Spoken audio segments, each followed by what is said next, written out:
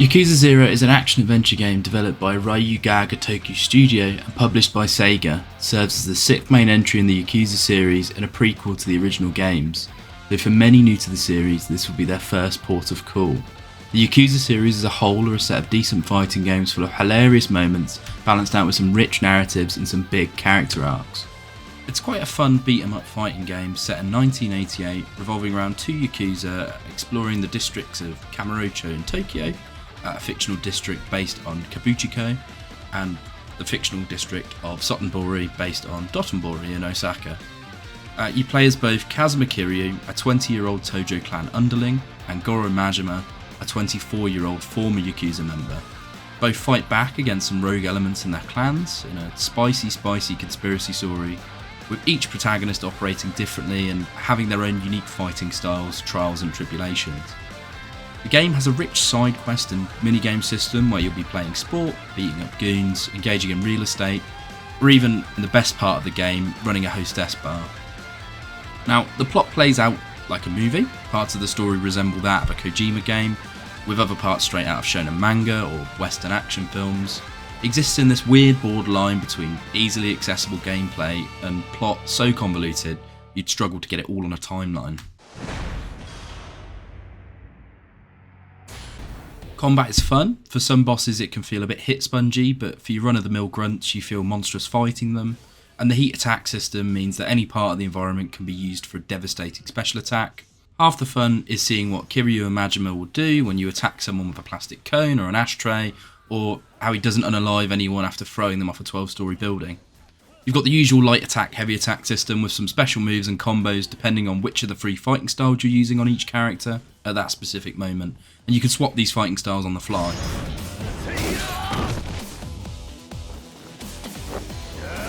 In terms of graphics, the game shows its age, though it does have a bit of charm to it. It reminds me of the old Dead Rising games of how the characters look realistic but their textures could use a bit of an update. The different locations all have their own flavour and it does feel like you're back in the 80s. The cutscenes hold up a lot better than the quote-unquote in-game graphics. In fact, if I saw those in modern games, I wouldn't really bat an eye. The music also slaps. It's a fighting game and the music definitely helps set the scene. Tunes might change depending on plot beats or specific areas and bosses. The game is put together like a crime movie and you'll see that as we progress. When we look at the story of the game, I'm going to be going chapter by chapter and giving an in-depth of my experience and the main plot of the game, so expect some spoilers as we cover the entirety of the main path for Yakuza 0. You can expect 17 chapters of a roughly 30-hour playthrough being condensed down in this video, so apologies in advance for the length. We're introduced to Kiryu as our protagonist in almost a bit of a rough opening. Extorting money out of some Joe Schmo, he roughs him up, takes his cash, and then he walks off into the night. We get this nice view of Kamurocho, and it's all sort of neon lit. We're definitely in the 80s. He gives the money to a suit and a taxi cab. Gets a bit of an offering, you should come and work for me instead of the Yakuza you currently work for. He declines, and then we're thrown into a tutorial. Now the tutorial consists of stopping a shakedown on our turf. We're not given too much context, though we do get given a bit of introduction to our friend Nishiki. He's Kiryu's best friend, brother and fellow Yakuza. We're then introduced to some more advanced elements of the combat in the heat system itself and the XP system. In this case, the game uses your currency in lieu of XP. Enemies drop their schmeckles, and from the skill system you can see how we might upgrade Kiryu as the game goes on.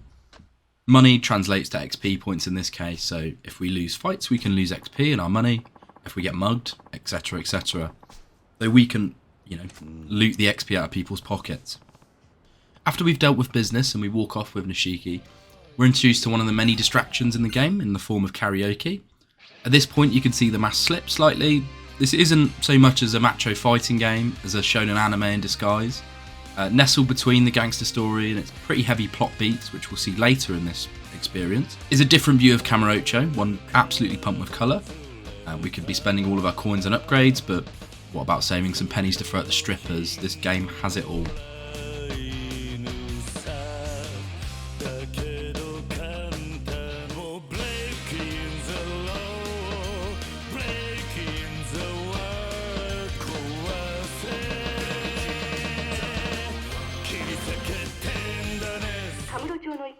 It comes to light that the man we were shaking down at the start has been murdered, implicating Kiryu in a wider conspiracy and with the police.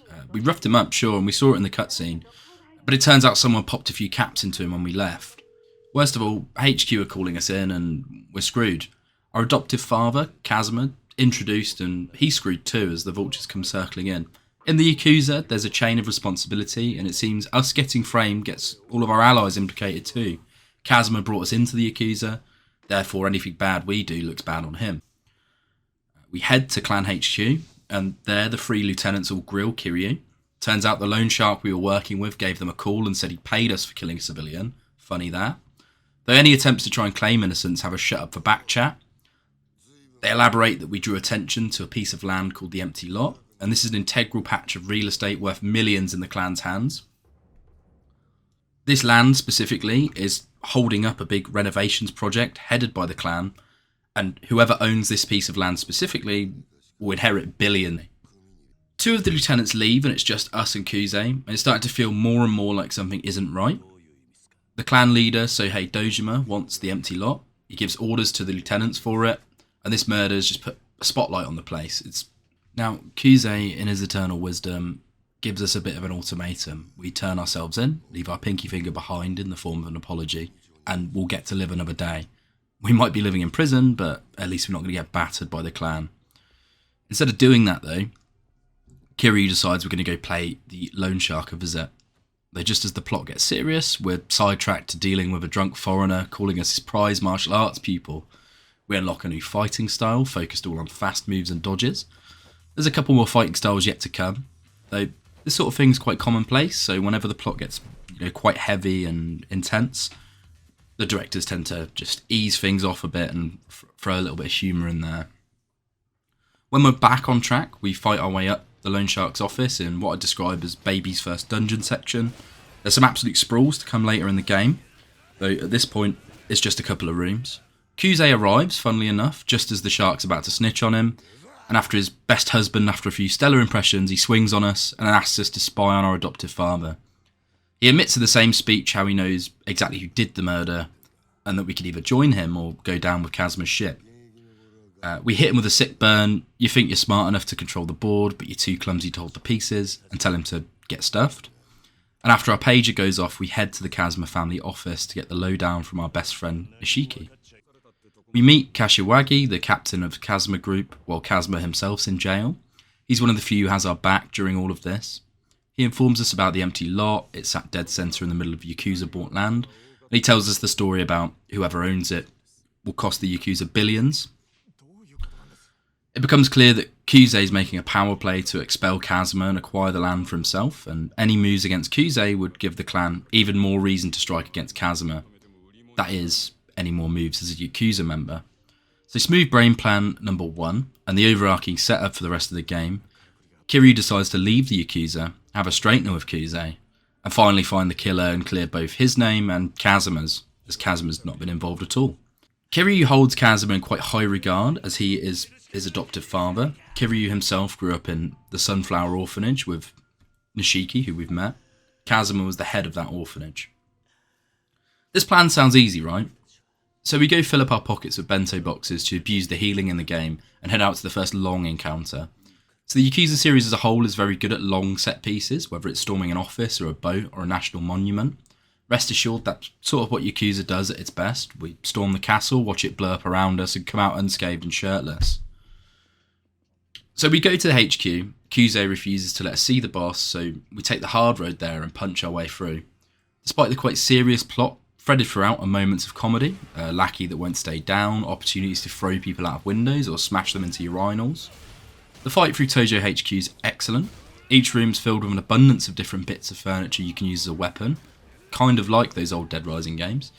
And each scene just punches through into the next, really filling you with a sense that you're a one-man army tearing through this HQ. All this leads up to a fight with Kuze himself.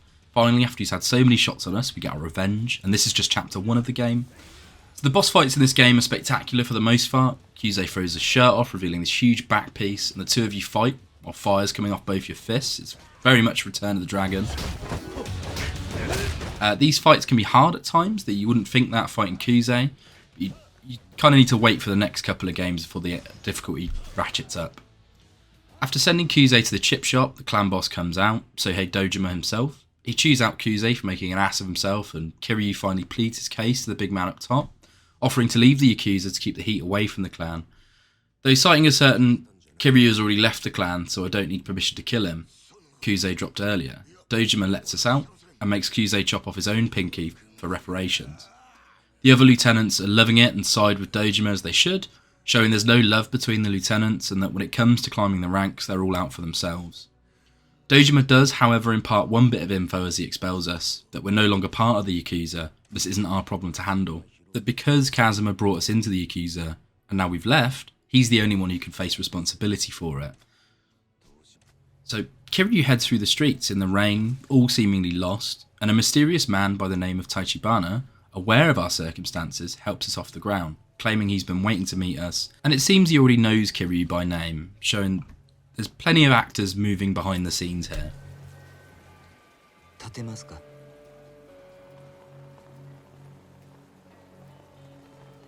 このままだと風邪をひいてしまいますよ。私は立花と申します。立花。あなたが今置かれている状況はすべて承知しています。私はあなたと会うこの時を。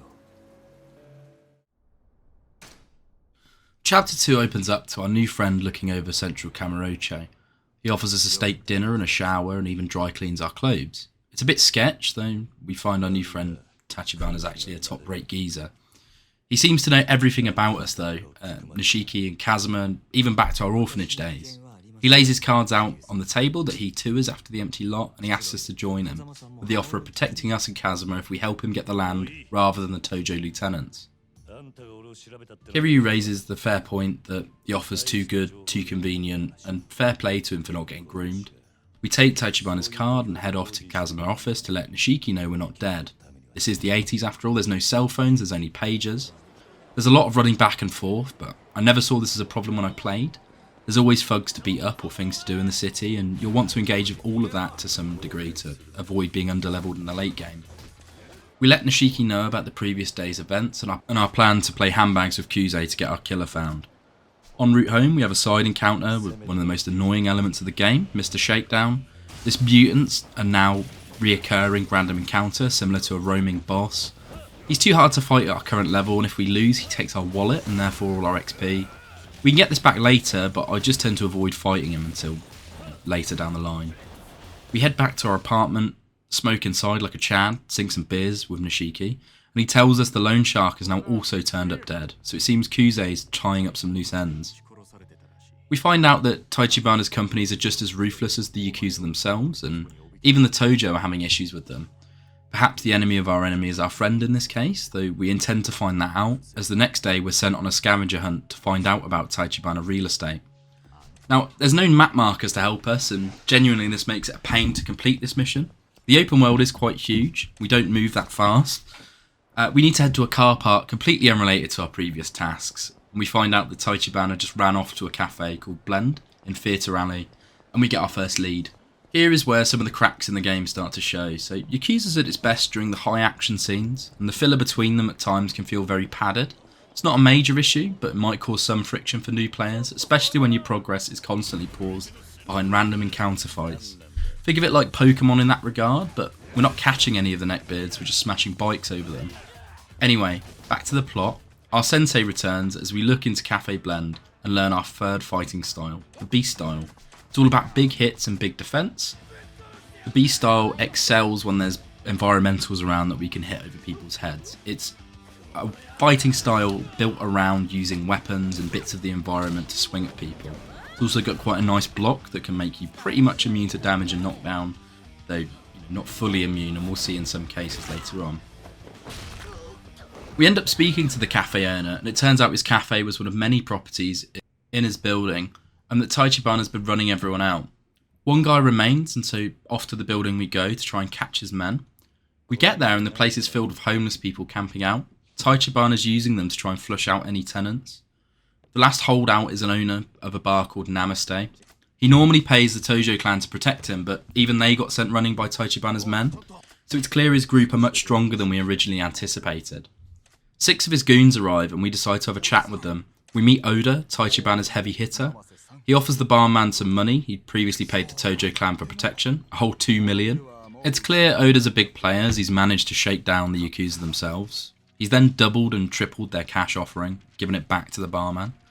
The owner of Namaste still refuses, though we stop Oda escalating things and he warns us that our fetish for playing the hero will get us killed.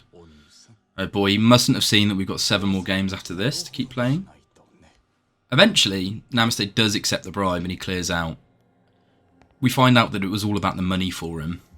We go and track down the homeless who were working with Taichibana, go on a fetch quest to get them booze. They let us know Taichibana's next target's in the Champion District, which means we head there so we can flirt with Oda again. We get ambushed by some of the locals wielding bats. We disarm them with one of the best heat actions in the game, and find out that Oda and Taichibana have the locals of the Champion District on side. Oda's informed about Kiryu, and Taichibana himself asks us to come back to the main office for a chat. We head over determined to flirt with Oda once again, and we have to fight his men in the foyer as we head up to the office. We originally spoke to Taichibana for a boss fight with Oda himself as Taichibana's right hand man. He wants to test us to see if we're worth recruiting, and the fight is quite trivial with beast mode active, as despite him backing out a baton against us, the hyper armour and abundance of chairs to wrap around his head make a good combo. We kiss and make up and Taichibana welcomes us into his circle. Kiryu asks the man why he approached him specifically, and Taichibana mentions that money is power, and that if he had the empty lot, he'd be able to stand against the Tojo clan for the people of the city.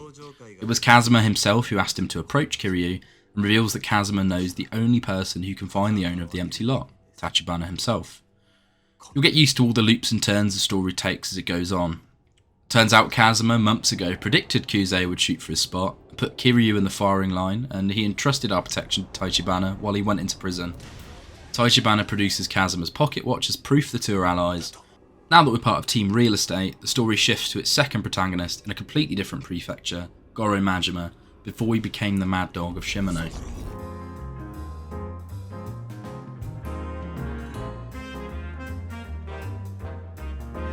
We're moving over to Sotenbori, Osaka, specifically to the Cabaret Grand to begin with, though we'll come back to Kiryu later. In Chapter 3, we're introduced to the Grand through the eyes of a salaryman taking his boss out. We play as the manager of the Grand, and despite being an ex-Yakuza, our first task is showing a drunken customer that the customer is king and getting him out of the club without laying a hand on him.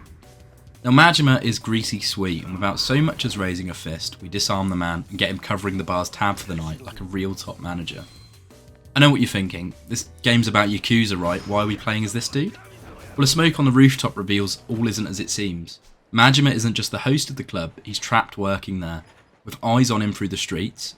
As the chapter name hints at, this place is his gilded cage. But what did he do, and what has he got to do with the empty lot? We have to wait for that info as the pacing slows up a bit. Some might find it jarring as, we just seized the Tojo HQ. But honestly, it's a good balance. The characters feel different as you play them.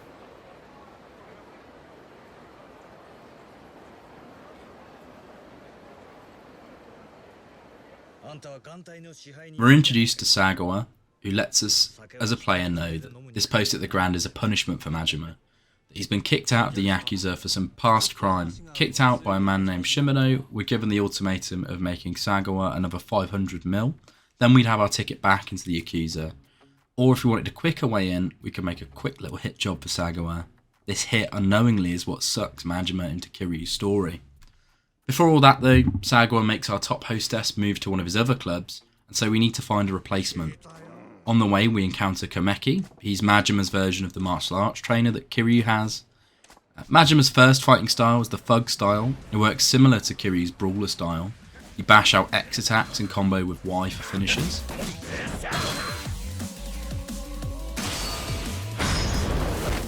His heat attacks absolutely wreck though, and they do serious damage. Once we're done with our little martial arts lesson, we head over to Club Odyssey with the plan of stealing their star girl. We don our shades and scope out the place. The only time this mechanic will come up, and the first time we'll see Mr. Libido. Just look at the guy, pure alpha. We get stuck with Tanako, not the girl we're after, but we can pump her for intel. Eventually we're made by Odyssey's manager, but we negotiate with him to buy out his top girl. On the way back, we encounter 2 people fighting and unlock our second, probably one of the most useful fighting styles, the slugger style. It's all about using a baseball bat for some big donks, and honestly, we're going to abuse this for the rest of the game. Now, Chapter 3 definitely distracts you from the main plot, but I promise we will be getting back there soon. Think of it like an introductory chapter for Majima, and the important info to bear in mind is that he's under watch from the Omi Alliance, that he's committed some faux pas in the past that got him booted out of the Tojo, and whatever comes next drags him into the limelight. Sotenbori's a prison, and Majima wants out. Chapter 3 ends with a smoke back at his apartment, and it's definitely one of the shortest chapters in the game.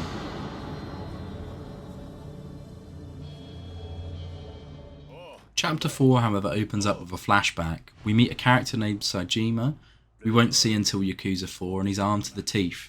3 years ago, Majima was involved in getting 36 shots worth of guns to raid an enemy of the Tojo. A big hit that he's forced to bow out of to betray his sworn brother, forcibly by some Tojo higher-ups.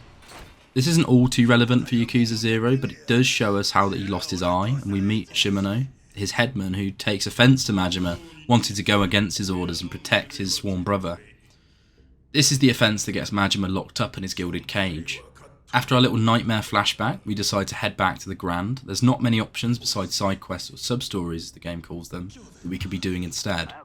Sagawa, however, asks us to leave work early, catch some drinks with him.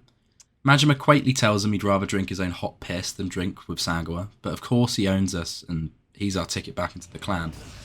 We get pumped by Mr. Shakedown, save a woman from a cult and a sub-story, and try not to leave Sagawa waiting too long as we get some drinks with him. This scene in particular highlights how good the cinematography is in these games, and the cutscenes specifically.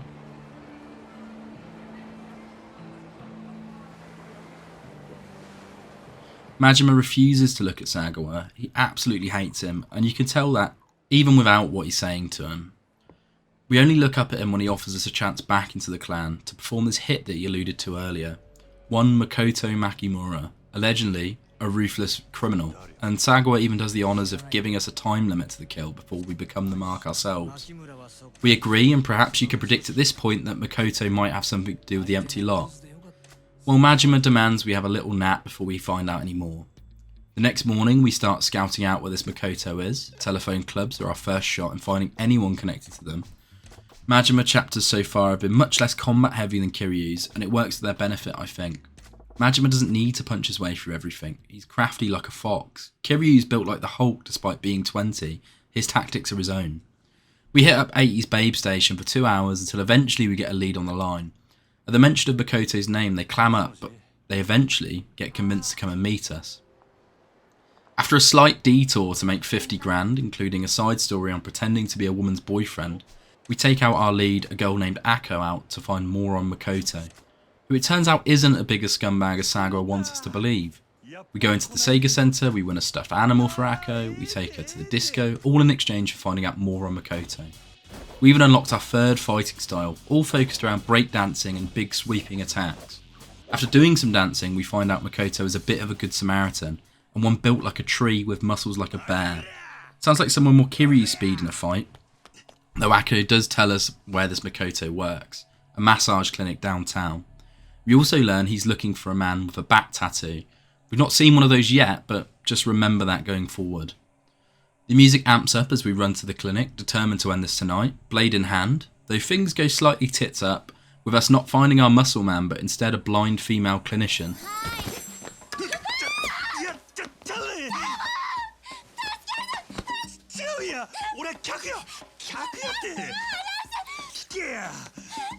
And after bumping into her, we manage to convince her we're just here for a massage.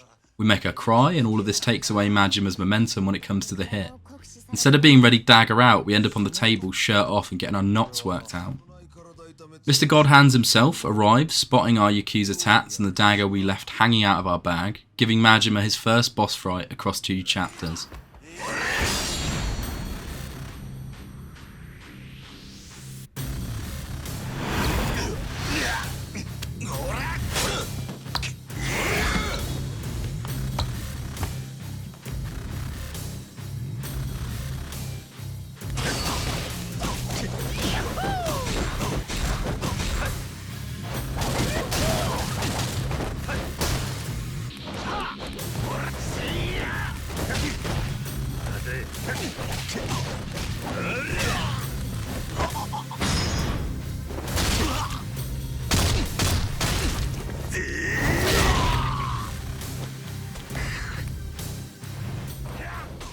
After bashing down who we assume is Makoto, some other Yakuza come in and reveal we've been fighting a man called Lee this whole time. Plot twist, Makoto Makimura was the blind chick who was just rubbing our back. Lee had been using her name to protect her. After Lee takes up caps to the shoulder and leg, we dispatch some of the Yakuza, but others drag Makoto out. And so begins the fun game of chasing them down and getting Makoto to safety, despite being tasked with unaliving her. It's a mildly fun bit of variation to the usual beat 'em up sections, though it does serve to pan out the end of the chapter. A few QTEs here and there and some fun fights defending Makoto. This section is definitely Majima's version of storming the Tojo HQ. It's one big set piece and I am here for it. It could turn into an endurance battle if you're already taken some hits with Lee though. Once we smack our way through some Yakuza, we find out that Makoto's worth a lot of money to them. They leave it quite vague as to why, though I'll give you 3 guesses, and as Makoto cries at our feet, we comfort her, let her know it's going to be okay. 心配すんな。奴も逃げた。すぐに会えるはずや。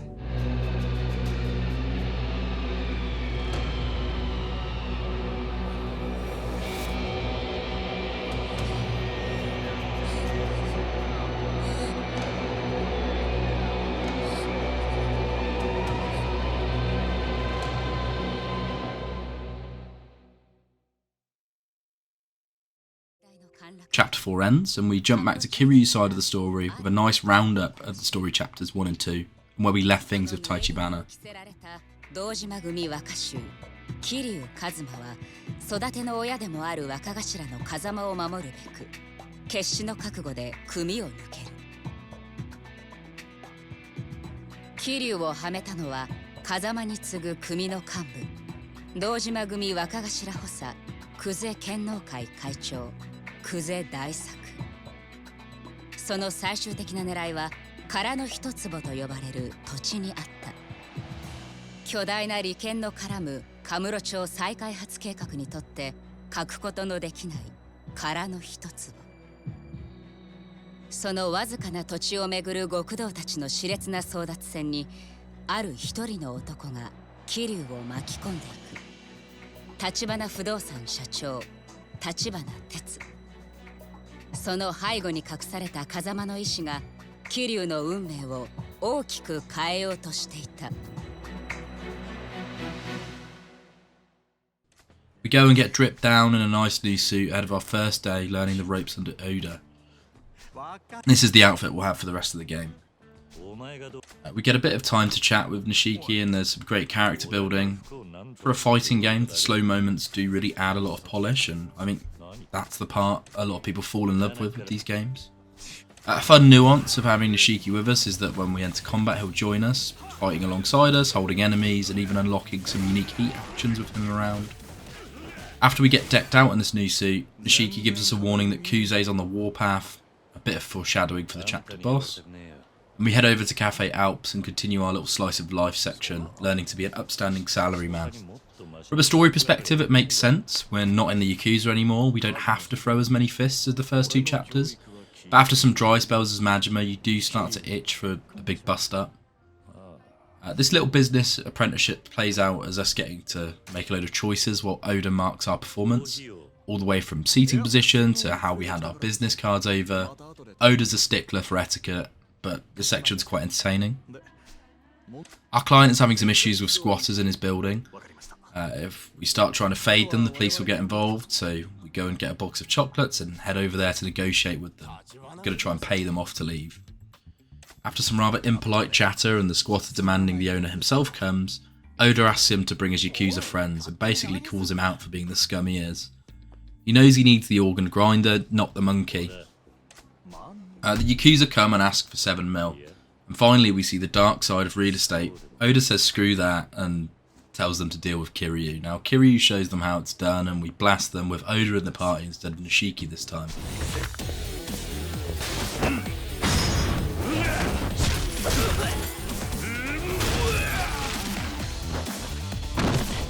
For this fight we hardly need him, though it is a good battle to learn Kiryu's best weapon, the push bike. If you see one in the street, you beeline for it. It does fat damage, it swings so large it'll hit most of the group you fight in, and it just trivialises most combat if there's a bike around.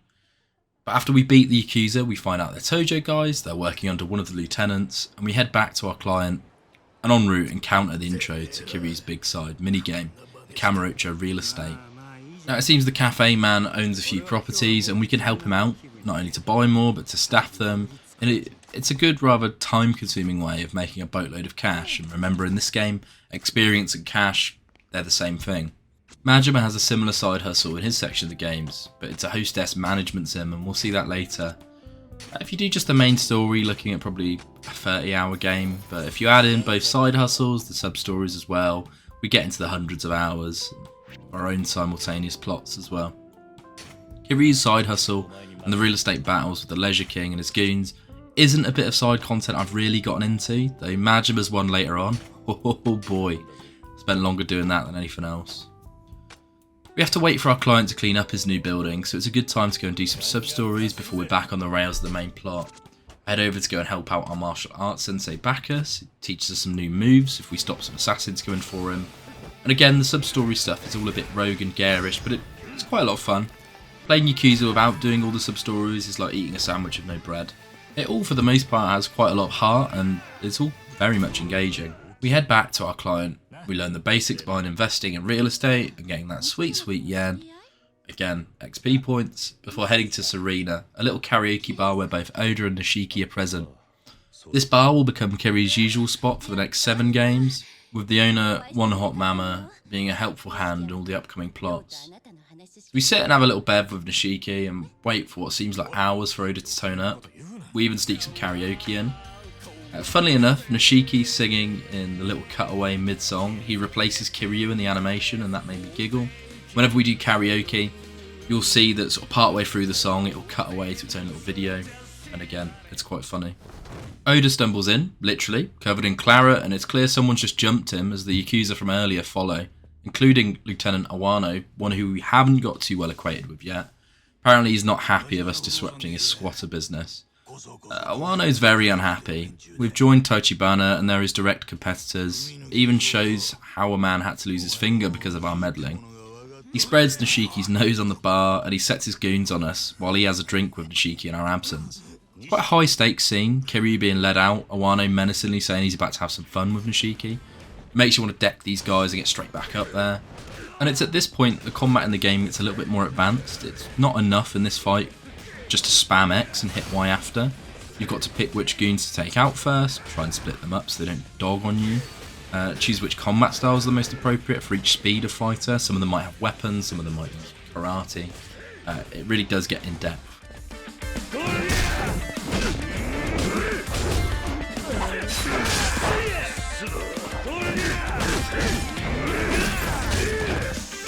Do dispense them. Awano confronts us after, asking us to set up a meeting with himself and Tachibana, as the man has stayed hidden and Kiryu is the easiest direct line. When we refuse, he states the whole of the dojima would be on us, and we say take your best shot. He even threatens Nishikiyama, giving us the ultimatum, either Tachibana dies or we do. We have until the end of the night to decide, and with that, chapter 5 is over.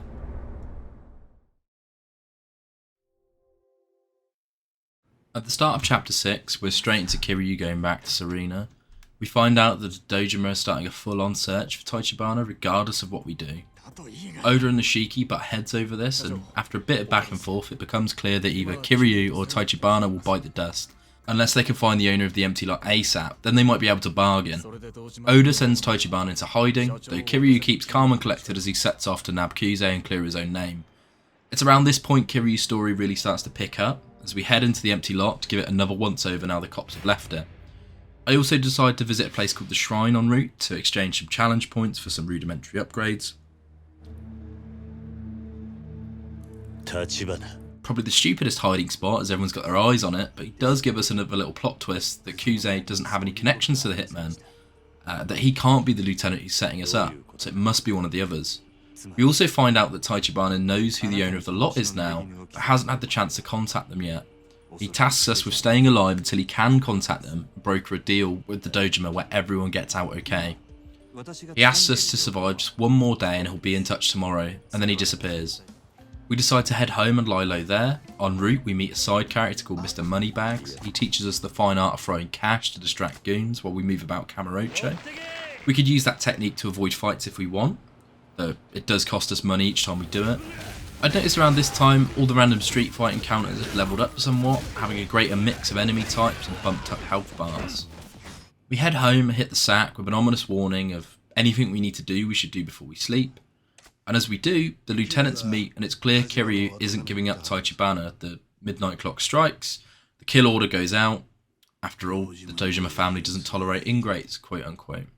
In this meeting, we can see the men are sitting in the Kazuma family office, trying to jump in his chair while he's in prison. And the Kazuma clan have to join in on this hunt, Nishiki too. After all, they are all in the same Yakuza. Kyusei, after having lost a finger earlier, makes it funnily enough clear that Awano's on point for this one, and that if he fails, he's not losing a finger, Awano will. Dojima's men line the streets, leaving the one path we can take to be right past the empty lot. We get ambushed by Dojima men and they call for reinforcements while we fight. This moves into an awesome little section where we're running through a long part of Kamurocho with Yakuza at every corner. Each fight, a thug calls in reinforcements and we start to feel the chinks in our armour as we pass through an endurance test. A big clock will pop up in each fight, and if it runs down, then the fight continues. When we think there's no escape, we run into a strip bar, or should I say we're led into one, and told we can escape under the sewers there. This turns out to be one big ruse. As we're running down the tunnels, we see floodlights at the rev of an engine. Kyusei's charging at us Metal Gear style, and instead of rolling, we decide to block his swing.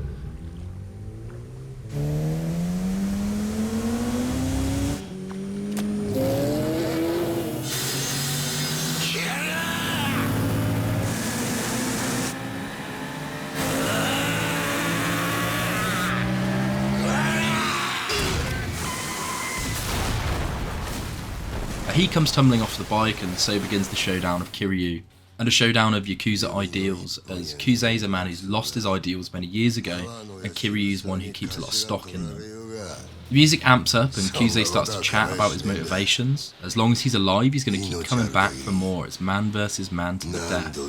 Kyusei has a pipe in his hand this time, so it's slightly different to the last fight. Though if you use the rush style and switch to brawler midway through when he lights on fire, you should be fine.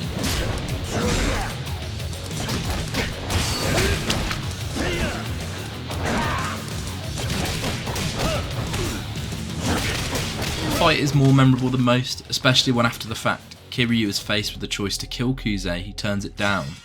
It's the one line he won't cross, even if he has to keep knocking Kyusei down again and again, and we will do throughout the rest of the game. Kiryu exits the sewers into a massive disco, except the only person waiting here for him is Awano, and he's absolutely cutting shapes.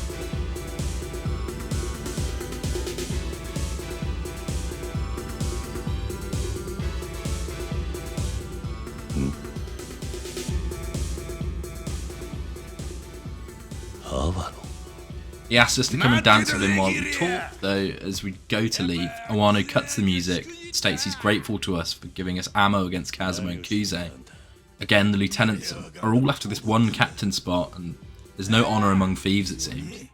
He claims he wants to help repay some of that karmic debt he owes us. He lets us know he knows everything about us, and he breaks down the roles of the different clans in the Tojo, with Kyusei being the muscle, Shibusawa being the paperwork lieutenant, and Awano being into extortion. He doesn't care about being a Yakuza anymore, it's just a career and cash flow for him. He offers us life on Easy Street if we hand over Tachibana, we can have that, just career and cash flow, or a pointless death if we don't. We tell him how dog water he is at extortion, and he shoots the woman he was dancing with, pointing the gun at us after. He says he's got 100 Dojima boys parked out front, all with force amplifiers. Our choice is to either go out front and get popped, or join Awano. Kiryu, with balls made of steel, decides to head out front, complaining that Awano makes his decisions based on what's fun or not, and Kiryu makes all his decisions based on love and hate, and he hates the idea of working with someone like Awano. As we trawl upstairs and prepare to meet our maker, we realise the disco is in the city centre, and the only 100 of anything outside is civilians. Awano was bluffing. Threats don't work on an idiot, he complains as we go up the stairs. As the one and only Nishikiyama pulls up alongside us, pulls us into the back of his car.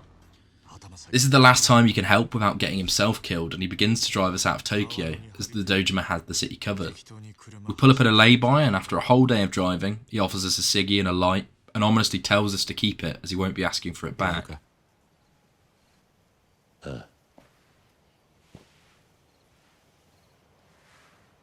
まだ借りっぱなしだった。そいつがお前の最後の一服だ。何の真似だ。 We then hear a gun click behind us as he tries to pull the Lenny from Of Mice and Men maneuver, and it's clear Nishiki's heavily conflicted. He's doing this to save us from the torture we'd receive if we got caught. He wants to save his brother from a fate worse than death.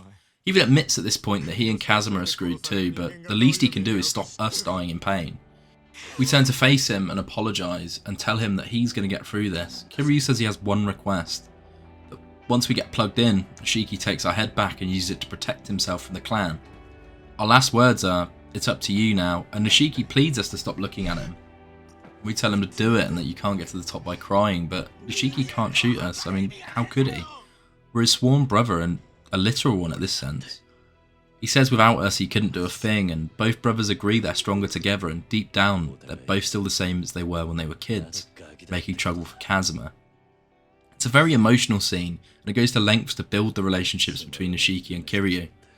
Kiryu requests that Nishiki forgets he saw us and we can head back to Kamurocho with the new life Nishiki just gave him. This is his own weight to bear. He says, "You and I end here, we are no longer sworn brothers," and he gives Nishiki an out so he doesn't get dragged down further with us. He then jacks his car and drives back, and with Chapter 6 ending and a return to Goro Majima, again we get a nice recap of some of the previous chapters. となったその人物の名は牧村誠。しかし彼女を狙う極道たちの突然の出現により、真島は思いがけず誠への殺意を失ってしまう。それは仕事を命じられた殺し屋にとって許されるはずもない行為だった。Chapter 7 begins with us getting Makoto to a safe house, specifically a warehouse owned by one of our opposition. They're doing us a bit of a favour here and they're not asking many questions. However, the question on both Makoto and Majima's mind is, why are the Yakuza hunting her down? When she asks who Majima is, he says he's a lost cause and lets her know he's a failed hitman who was sent to kill her, but that he's not the only one gunning for her. She screams for Lee to arrive and we reveal he got shot, non-lethally, but he's still nursing some bullet holes. Majima promises to take her to Lee once she reveals why the Yakuza are after her. He knows his time is limited as the ultimatum was quite clear, either she dies or he does. However, as Majima's an experienced Yakuza, he knows if he finds out what they're after, he has a bargaining chip. Makoto tells him to seek out Lee as he knows all. We head straight back to the massage parlour to find out Lee's hidden away in a hospital, hidden in a Chinese-owned mahjong parlour. We get there and find God Hands himself, and he seems to be expecting us. He calls us out for being a crap hitman, but on the plus side he is quite friendly. As a character, when I first played this game, I remember falling for Lee. He's just a cool dude. We fight some of the Chinese mafia on Lee's side, as he's not sure we're allies just yet. A bit like Oda in the start of Kiryu's chapters, trying to sort of prove that we're worth his time.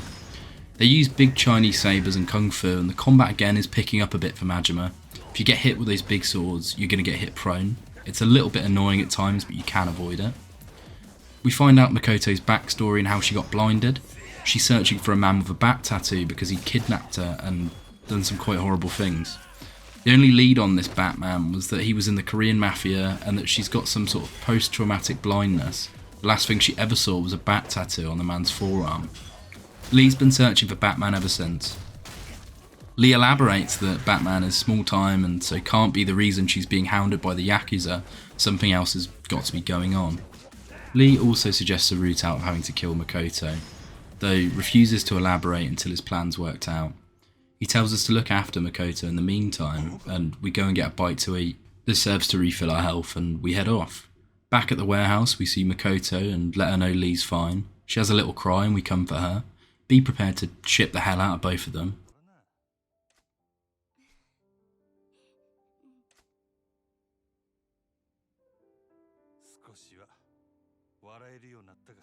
Trust me, you can try and avoid it, but it happens.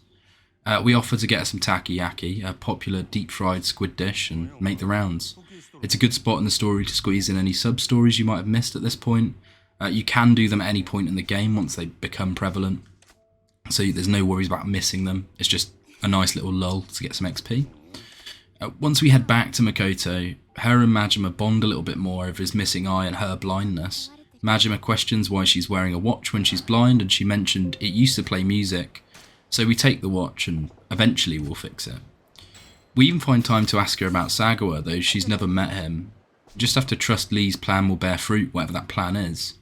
While we wait, we get introduced to Sunshine Cabaret Club, soon to be Majima's side hustle activity, similar to Kiryu's Real Estate Rumble. I say similar, I never touched Kiryu's Real Estate Rumble, but this minigame is honestly the best part of the game. It even comes back in Yakuza 2, and I spent hours doing this. You're rebuilding a cabaret club and managing the models within. If it was a standalone game, I'd be sinking V-Bucks into it. This whole side section relates to rebuilding Club Sunshine into the best cabaret club in Sotenbori. You manage your hostesses, your clients' needs, and defeat the opposition, the 5-star, by stealing all their clients and their top hostesses. It's got its own story that's separate to the main plot, and I just don't know why it's so enjoyable. It's really hard to put into words, but by God, it just scratches my brain in all the best ways. Customers roll in and you assign them different hostesses, each with stats that may or may not be less suited to the clients. You deal with issues that can arise and you absolutely rake in the cash, and remember in this game, cash is XP. In the downtime, you get to speak to your top girls one-on-one and learn each of their individual backgrounds, and it's so engaging. It's one of the best bits in the game. I must have spent more time in Sunshine than anywhere else as Majima. It's like taking a little spa break from the main plot, and trust me, it's worth it. I'd love to cover it more in this video, but honestly it deserves a whole one by itself, so once we're done being introduced to Club Sunshine, we head back to our big boy job at the Grand, hoping Shibusawa's not trying to kill us. He doesn't turn up, but the Chinese doctor who was looking after Lee does, and he lets us know that Lee's looking for us at our apartment and that he'll meet us there. As we head off, thugs from last night meet us outside the Grand, and we feign ignorance, but it's clear they want to know Makoto's whereabouts from us. They've come armed and they outnumber us, but when's that ever been a problem for Majima?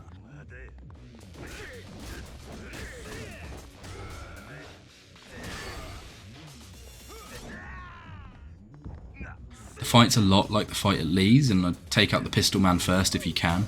If you forgot to buy healing items, he can pop you in about 4 or 5 shots, and it's horrible. Sagawa appears out of nowhere and asks us if we got mixed up in any trouble. He asks us if we found Makoto, and we lie. Though he reveals he knows we didn't go home last night. Luckily, he doesn't clock that we're lying, and we head home to meet Lee. He reveals our apartment must have at least 4 sets of eyes on it, something we noticed earlier in the first couple of Majima chapters. This is our gilded cage after all. We go through a hidden passage at the massage parlour where we met Lee just to avoid Sagawa's spies. Majima doesn't have the throw cash ability that Kiryu does, so we still have to fight random encounters while we find our way to Makoto. We make it there unscathed and unfollowed, and Lee drops off an envelope to us detailing his plan. He wants us to assassinate a woman who looks just like Makoto, and that's the only way Lee, the real Makimura, and Majima get away alive. The woman he's picked out is allegedly a Black Widow, and so we'd be doing the world a favour. Lee reveals he isn't an acupuncturist, but actually a former hitman from the mainland, hence how detailed his plan is. After some back and forth, Majima's ethics win out and we decline killing anyone, though Lee, not wanting witnesses, opts to try and kill us for not towing the line, so we have a boss fight here. Despite Lee having a triple health bar, I found Slugger Style absolutely trivialises him.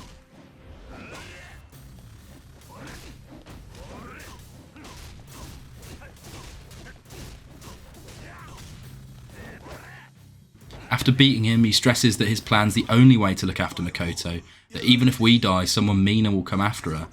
We throw away Lee's letter and the photos of a knockoff Makoto in a public waste bin and have a little cigarello on our walk home. As we do, a man in a red suit steps in front of the camera and grabs the bag. Right when Majima thinks the jig is up and that he's out of time, we head to the Grand with a message from Lee to meet him urgently at the massage parlour. He's mighty friendly for someone who's just tried to kill us, but apparently he's happy with our performance. We find out Makoto's body double's been murdered. Lee thinks we did it, but we definitely didn't.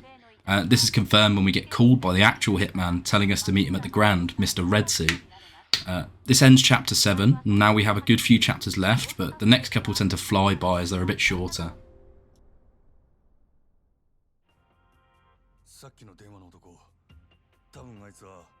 Chapter 8 begins with a confused Lee and Majima discussing how this hitman found their plan and who it may be. The two suspect he's related to the Yakuza kidnappers as he knew about the assassination plot. Majima heads over to the Grand to go speak with him about whatever deal he's after. The kidnapper with the gun tells us his patriarch is inside, making himself at home. Turns out the guy's rented out every table in the place. He's sat at a table with all our best girls. In fact, I think all the girls who work there. I have to hide what he's doing, but he's hardcore splashing his cash. Majima mentions that sort of touching is prohibited in this place. His autistic hosting leaking through. He sends the girls away while he and the stranger discuss business. The stranger is Nishitani, patriarch of the Kaijin clan, a subsidiary of the Omi Alliance.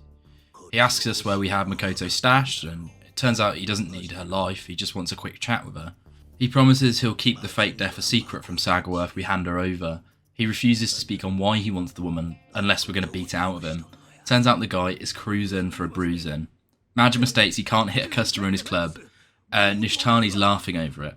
Nishitani calls the police, reports himself in a crazy display to show he's not a customer, and so Majima can now fight him. The guy is a gift that keeps on giving.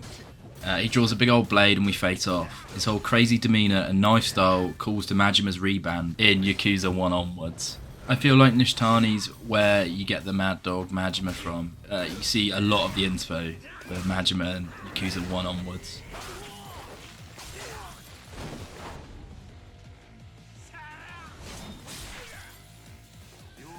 If we use Slugger style, we can make him trivial. This fight isn't that hard.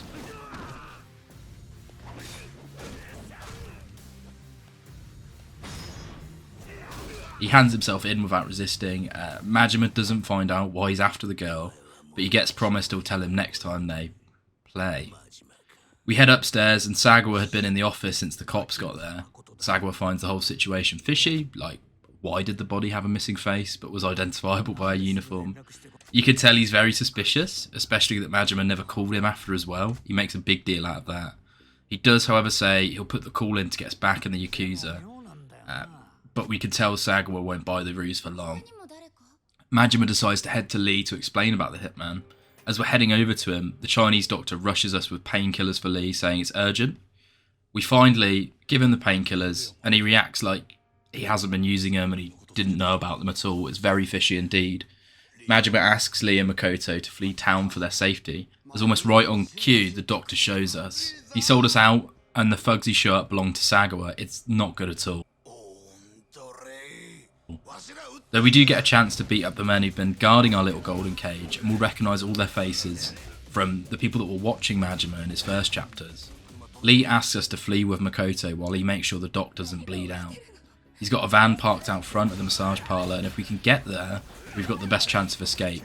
We get a bit of a remix of the stealth section from earlier as we lead her away to the massage parlour, though this one's a lot shorter and to the point. If anything, it's 2 fights and 1 little sneaky bit.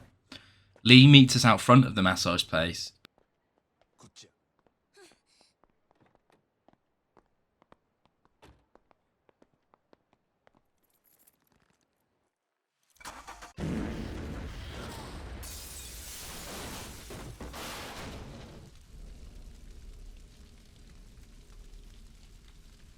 R.I.P. a top geezer. Majima and Makoto are knocked to the ground, luckily both still alive, but as Sagawa comes in holding a gun, the question is, for how long? He's extra pissed we lied to him, and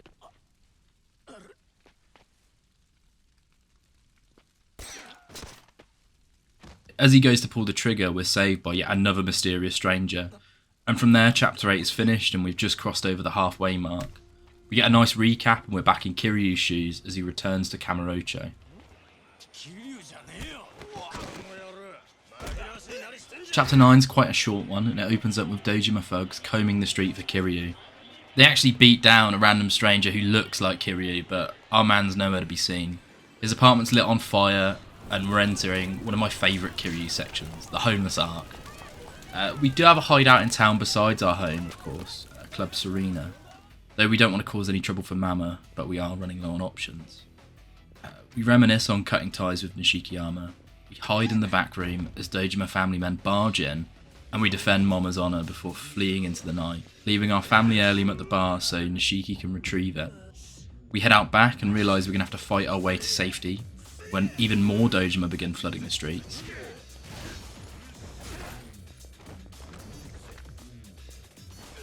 I'd say try to prioritise the one with weapons, specifically the knives and stun guns, unless you like being stun locked every 5 seconds, in which case face tank it. We come to face with all 3 lieutenants as we leave Serena. Kiryu's choice words are, think hard, am I the one who's cornered here? And honestly, he's just such a top bloke, hard geezer. We go to fight Kuze again, this time he's got friends with him. The best thing I found here is to use rush style to pick off his lackeys, and then switch to Beast and just hit him with all the bits of street art lying about.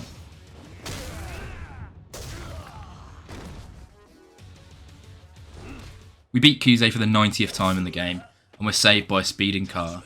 Taichibana himself's at the wheel. We get an emotional scene in the car where Taichibana admits he's jealous of our character in a friendly way. We decide to abandon the car and get into a van driven by Oda. Taichibana begins to pass out surprisingly in the car, and it seems he's had some mystery illness this whole time. And with one of the shortest chapters over, we move on to chapter 10.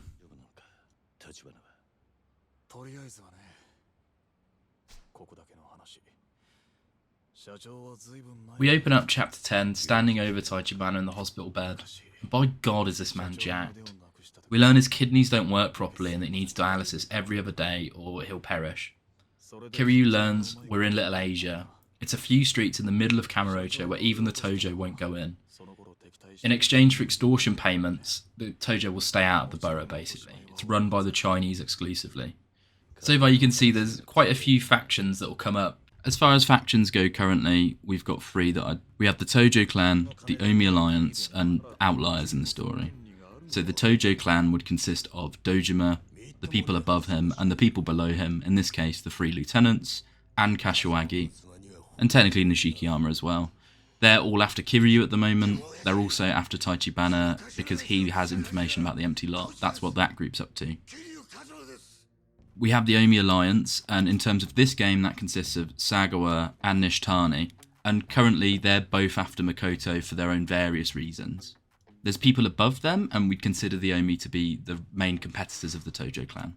When it comes to the outliers, we then have our protagonists. We have Majima, who's currently stuck under Sagawa, but he's trying to keep Makoto safe. And we have Kiryu and Taichibana Real Estate, including Taichibana himself and Oda, who are trying to find the owner of the empty lot without the Tojo's input.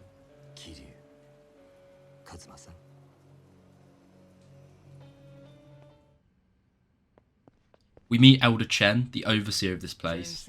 He basically banishes Kiryu from Little Asia as long as the Tojo and the police are after him. He's got to look after his own after all. But he does turn a blind eye for Taichibana as he's a fellow Chinese. He offers us a cup of tea and then the real homeless art begins. Taichibana believes if we hide out in West Park with the homeless, they'll provide suitable camouflage for us from the Yakuza. Funnily enough, we encounter the homeless. We brought around a drinks early on in the game for them, and if we go and visit those men again, they'll let us crash in their tent. Of course, before we forget this is a fighting game, our restful sleep is disturbed by a group of homeless hunters, team punks who just want to attack the homeless. We educate them on more socialist methods of homelessness reduction. And then the next morning, Oda's there to greet us at the park entrance. We head off to enact Taichibana's big play to save Kiryu. To his absolute shock, it turns out we're heading to Tojo Clan HQ to try and broker a deal for Kiryu's safety for the second chairman of the Tojo, Nihara. The last word in Japanese Yakuza, he's like the big cheese as far as they're concerned for the moment. Now he doesn't appreciate Taichibana's lack of fear for the Tojo, though he still engages in negotiations, and Taichibana manages to get Nihara to send word down the chain to call off the chase. During the conversation, Taichibana does try and argue that the Dojima getting the empty lot would cause a massive power imbalance. Nihara would be thrown to the side as Dojima rises up the ranks.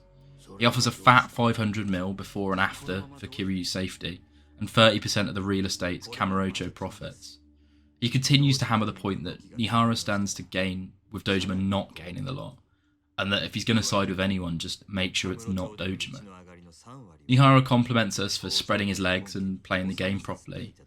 He sends word that Kiryu's Tojo property now not to be hunted down.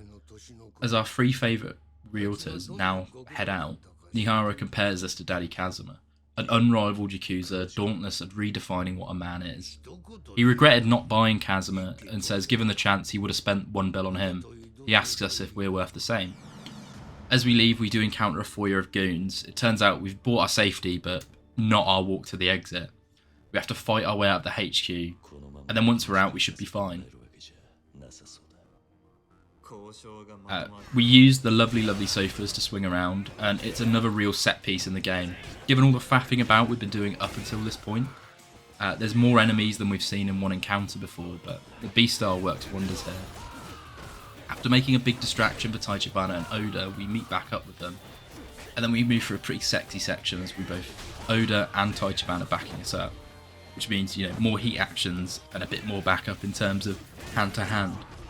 We smash through the HQ, through an awesome backdrop of a Zen garden, and this whole section just makes you feel like an action hero.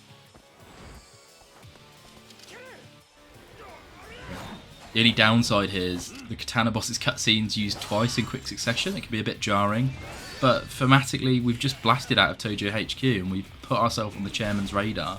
We've earned our freedom. Once we're out, we get to see the mysterious third lieutenant, Shibusawa, talking to Dojima, seemingly knowing Taichibana's next step, saying he'll be the one to get the empty lot into Dojima's hands. Kiryu asks Taichibana why he spent so much money on him and why he'd risk his neck just to free him. Taichibana refuses to elaborate, calling it a trade secret, and he tells us our next move, as last night Taichibana located the owner of the lot.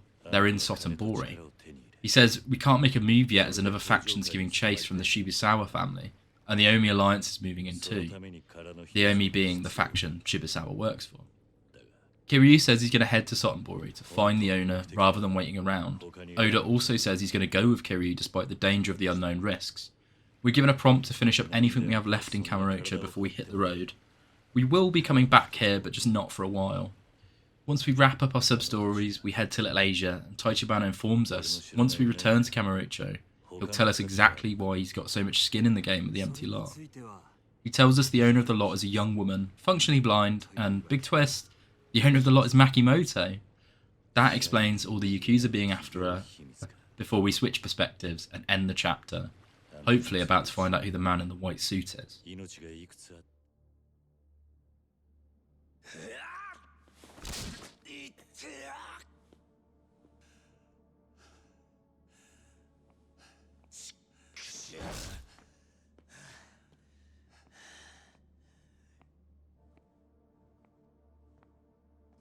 I'd say from this point onwards the chapters feel like they fly by. This is definitely a front-heavy game in terms of chapter length.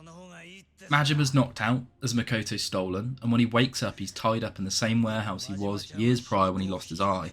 Sagawa and his goons are responsible this time, however, and after a long-winded speech chastising Majima for not performing the hit, he says he's going to end Majima, but before we're going to find out who took Makoto. We find out the orders to kill her weren't from Sagawa directly, but from Shimano of the Tojo clan, so there's a bit of Tojo-Omi crossover here, Shimano being Majima's former head.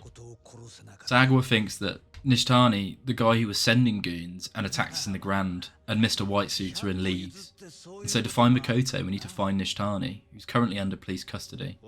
So while he's locked away, we're sent to go and find his goons and rough some info out of them.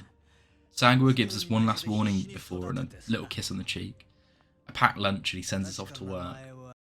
So, to recap the story so far, Kiryu, our first protagonist, has had a full arc of being a member of the Tojo clan, to becoming their temporary enemy thanks to internal clan politics, and finally paying off the higher-ups to be out of the firing line.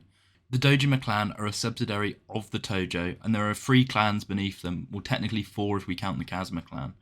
These are run by our 3 lieutenants, and they're hunting for any shred of info on the current owner of the empty lot. Their higher-ups have said Kiryu's off limits for now. One of the lieutenants, Shibusawa, however, is giving chase to Sotenbori, though it seems the other 2 lieutenants just aren't in the race yet. Over in Sotenbori, Majima, our second protagonist, went from being trapped in a gilded cage to being battered by his old patriarch sworn brother, Sagawa, as he refused to kill Makoto. It turns out Makoto is actually the owner of the empty lot. Now it seems Sagawa's unaware of this and is just doing what he's told in terms of the hit. Sagawa works for the Omi Alliance, but his sworn brother is a Tojo man. Our friend Nishitani is also working for the Omi, but it seems he doesn't need to kill Makoto. He's our next objective. We go to the Kijin clan office across town, the clan Nishitani's heading. The goons have no clue where Makoto is being held, though we do still start a scuffle. You want to take out the gunman first, unless you just like being stun-locked. It's quite an easy fight regardless. The goons tell us to speak to Nishitani, as he doesn't tell them anything. Give us the name of a detective called Bilken, their liaison to the police, who can get us in the same cell as Nishtani without being cuffed first. We meet him on a bridge, again on the other side of town. Bilken talks to us and tells us he'll get us to Nishtani if we join him for a drink on a nearby pleasure barge. Trust me, not what it sounds like. On the boat, we tell him we're Nishtani's enemy and that they have a bit of a discussion on what sort of an enemy Majima is. That maybe they would have been friends if they'd met any other way. As the boat gets halfway across the river, we go full Metal Gear Solid and arrive on planet Asia. We find out we're in a glass elevator going under Sotenbori to a place called the Bed of Sticks. And this is honestly quite normal for Yakuza. It's just a bit of whiplash considering how grounded Yakuza 0's been to this point. Now, the Bed of Sticks is an underground space renovated during the war, which has now turned into a fight pit from which many rich spectators come. Criminals from across the globe are captured and then they fight for their freedom, basically. There's no rules and anything's game. Bilken doesn't just want us to have a drink, he wants us to fight before he'll take us anywhere. The lineups are a bit stale and he needs to spice things up a bit. 3 fights and we're in the cell with Nishtani. It gets very Baki Hanma here. We even get a half English speaking announcer. It's all pretty preem. Fight 1's against the cannibal clown, Ginger Chapman. He looks like Chucky and uses a knife, but if you use a few seconds of Slugger style, it's all you really need. Fight number 2's against Dr. Kirito. He uses claws, has a double health bar and can enter heat, but again, Slugger style, you're fine. Fight 3 is against a boxer named Dead Puncher, and I'll give you 3 guesses. Yep, Slugger style. To his credit, I did have to block a few combos, but overall the 3 fights are much easier than things we've seen before. I'd say even Lee was harder than this, though technically it's a gauntlet fight. It just feels like a sequence meant for earlier chapters. After that little fever dream, we find out more about Nishtani and Bilken's background. That Bilken was in his career from a young age, and that after his daughter died, Nishtani took revenge for him in a way that a Yakuza can, after Bilken himself built the fight pits. He tells us this just before we go and see our favourite customer. Bilken walks us through, bribing the cell guard as he does. The guards give us criminals some privacy, Nishtani and a few others in the cell with him, seemingly working for him, might I add. He asks us if we got caught shoplifting and seems flattered that we came to visit him. He's been reliving our fight in his head and he wants round 2. He's very fruity about the whole thing, it's very strange, but even Majima calls him out for being. We ask Nishtani if his man was the one who took Makoto, and we describe Mr. Whitesuit to him. Apparently they're not friends. Mr. Whitesuit's from a third party, and Nishtani has a few guesses who he might be, but nothing super substantial. It becomes clear if he's going to tell us what we want to know, we need to fight him. He gets super fruity about it. The fight plays similar to our last encounter with him, though he does have a triple health bar now and some new heat actions. I do enjoy our time with Nishtani, though. And Majima admits they'd be good friends in any other situation. They are very much mirror images of each other. He tells us to work with him instead of Sagawa, and in the same breath, we find out that Mr. Whitesuit works for a clan named the Nikyo Consortium. They report to the Tojo clan directly, and they're like a secret asset they use for any work that requires them not to wear a Tojo badge. Think like Yakuza Black Ops. We find out Shibusawa hired Nishtani, so this brings up 3 different Tojo people, all after Makimoto. Shimano, Shibusawa, and the Consortium. All to do, I imagine, with the clan infighting and the value of the empty lot. Nishtani himself warns us of going against the Consortium and that there's some badass Black Ops KGB type groups. He offers to team up with us if we work with him. Shibusawa doesn't want Makoto dead, so it'd work out better for us. Majima claims he wants her free from the Yakuza, and so even under Nishtani he wouldn't be happy. She deserves a real life after all, not one where she's hounded. After Nishtani gets sentimental, he tells us where the Consortium's set up. The old Benton Inn in a place called the Grove. Nishtani even offers to take us there and go for free. He's just happy to have a little date with our boy Majima. We find out the cell hasn't been locked this whole time and he just pushes it to the side. He calls for one of the guards but they don't answer. Nishtani shouts. And in an absolute desi turn of events, Bilken turns the corner, covered in bullet holes. The guard had just shot him. And it turns out someone's paid him off with the offer of paying him 100 times his current bribe.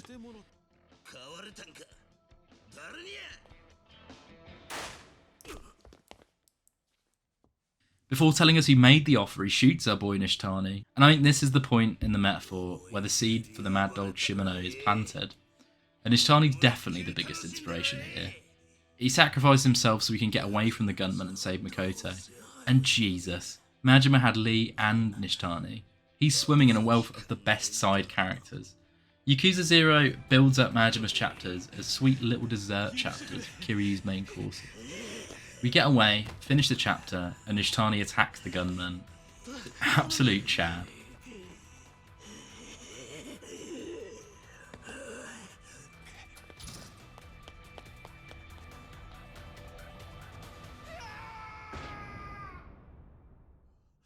Chapter 12 kicks off with us running through Sotenbori and Majima encountering Sagawa. He reminds us Sotenbori is our cage and threatens our life again for leaving to the jail without reporting to him first.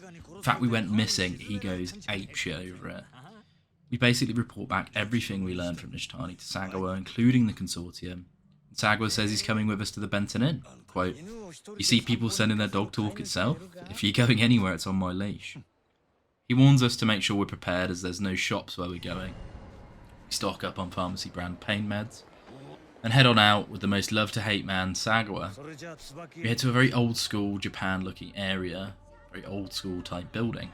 It's clear this place is just one massive brothel, but probably a good front for something, you know, like hiding a woman who might be crying. We split up with Sagawa on his terms, and he states quite outright he's going to kill whoever he sees, the goons, Sarah, or Makamoto, so the stakes are high, we have to get to her before him. We run in, and men with masks tell us President Sarah isn't after us, and if we leave, we'll be spared. Of course, this is Yakuza, so instead we rock their shit, and these dudes are kind of creepy after all. They're all dressed exactly the same, masked up, and they're all pretty good fighters. We smash our way through, and things get extra shonen with people jumping out of nearby water features, off the ceiling. There's boss dudes with Hanma masks on. They took the Black Ops inspiration, they dialed it up 1000%. We're fighting a trained group of ninjas, all the way through their little ninja turf. It's so damn high octane. Just as it's getting too manly, we come across a room full of praying geishas, and they turn out just to be thugs in drag. They also get a bit of Daddy Majima, as there's plenty to go around. Getting pulled in all directions by hundreds of these faceless goons. They're spouting off resistance is futile, and it's like we're fighting the Borg. It's such an action-packed and memorable sequence, and probably one of my favourite throughout the whole game. Each room something new and exciting, from Indiana Jones traps to secret passages, fan-throwing martial artists, and it's so camp and awesome. And the game isn't trying to take itself too seriously. It's fun, it's cool, and it's the embodiment of Yakuza as a series. We battle our way up to a flame-lit rooftop garden to find Sarah's telling us Makamoto's been moved from this place, that Sarah wanted to test our resolve before telling us anything. He feeds us back our life story as it's clear he's done his research. He's so confused why we'd risk our life for Makamoto, and even brings up the question, did we fall in love? I mean, it's a question even Majima doesn't want to answer himself. Sarah doesn't want us to mess up the clan struggle currently ongoing by letting us rush in, guns blazing, and says if we're willing to protect Makoto of our lives, we need to show him that by defeating him. Sarah's a cool guy and his fighting style is cool as well, his dialogue and his actions. But it doesn't stop me from cheesing him with slugger style. I do feel partially bad, but he then lets on that he passed Makoto to a real estate agent, one from Kamurocho. I'll give you 3 guesses who that is. He assures us she's safe there, and Majima seems to think these realtors are just normal pencil pushers. Oh boy, you know, he hasn't met Kiryu or Oda yet. Sarah mentions that if we head to Kamurocho, we'll just be leading Sagawa there, and to her, and putting her in an early grave. He's so certain she's safe, he throws us his gun and tells us to shoot him, and take her current address from his corpse pockets if we don't trust him. He properly calls our bluff, and Majima of course throws the gun aside. Though again, in typical Yakuza Desi fashion, as Sagawa utters the words, "I'll protect her with my life," Sagawa pops him, takes the address from his coat pocket. Makoto's estate agent, it turns out, is actually Kiryu from Taichibana Real Estate. At least we know, as the player, that she's safe. Though Sagawa orders us to go to Kamurocho to hunt Makoto down, and he does this while pointing a gun at us.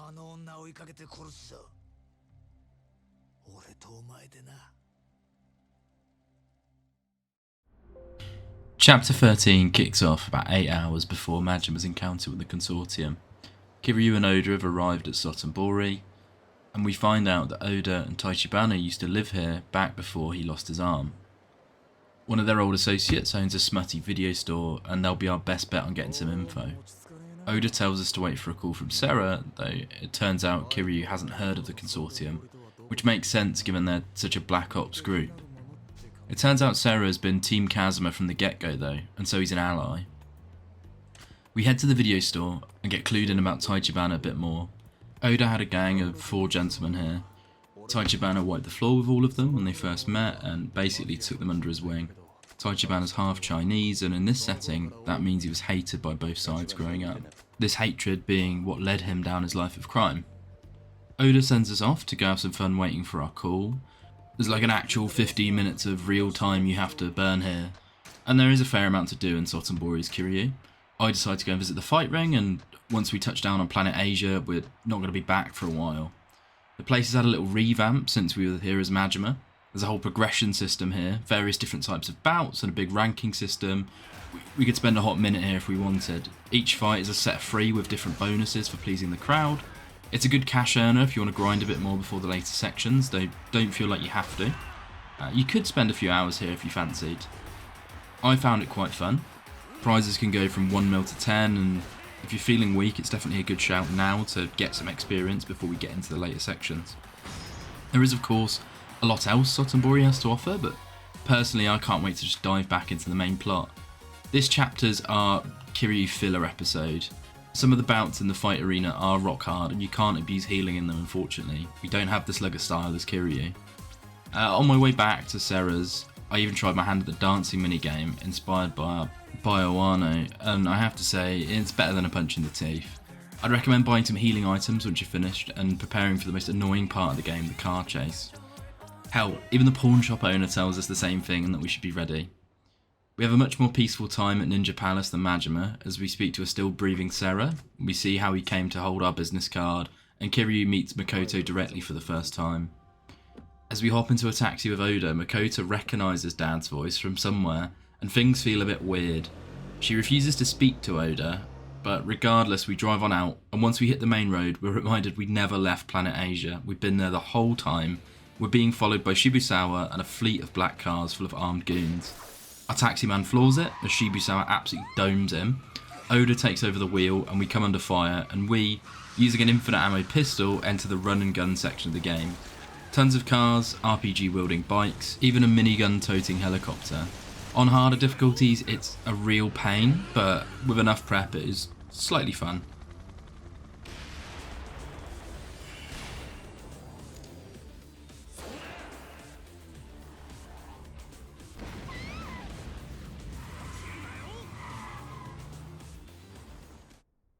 Once we're off the road, we hide in a construction site with Oda and Makoto, and once we're alone with just her, she tells us she knows Oda, and the Desi plot twist, he draws a gun on us and takes her hostage. He says he can't let her meet Taichibana, so we're both going to have to die.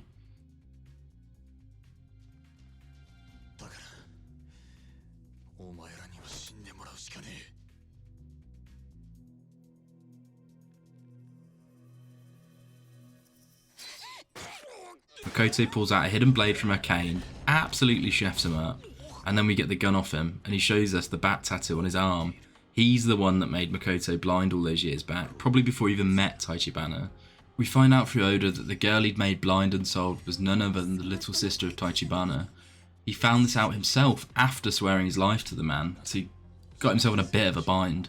Oda, rather than letting the two meet, was determined to kill her and sweep it all under the rug, because he wouldn't be able to face Taichibana otherwise. It's all a bit weird and twisted, but it makes sense. To make matters worse, Shibusawa's crew have found us at the construction site. Oda, in a whiplash twist of fate, asks for his gun, and he says it will slow them down before he bleeds out. He does ask us to tell Taichibana that he loved him in a very touching moment. We make our stand at the construction site in the only way Kiryu can. 7 goons, have fun mate. We fight our way through the various floors of the site, goons flooding through, and a dude with a big concrete saw trying his hardest. As we leave, we see Shibusawa and Oda face to face, with Oda looking like Swiss cheese. Shibusawa confused, thinking Oda had signed on with him. It wasn't a double cross, it was a double cross.